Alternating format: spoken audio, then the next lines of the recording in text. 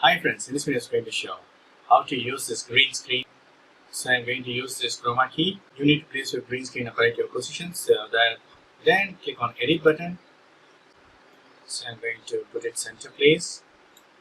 As of now, I'm going to crop this. So need to change this. So I'm just cropping it. So this is done. Once it is done, right click on tick button. So it will be set. Then press this chroma key on the right side. You need to choose the webcam and you need to enter this chroma key, edit chroma key. So that right, see it is now changing. Edge color correction, so you need to adjust this. So just increase this.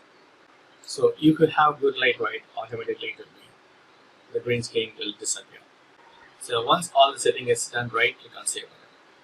So this is the way you can use green screen and adding chroma key effects on your Twitch Studio. That's it. Hope this video is very much helpful. Thank you so much. Bye.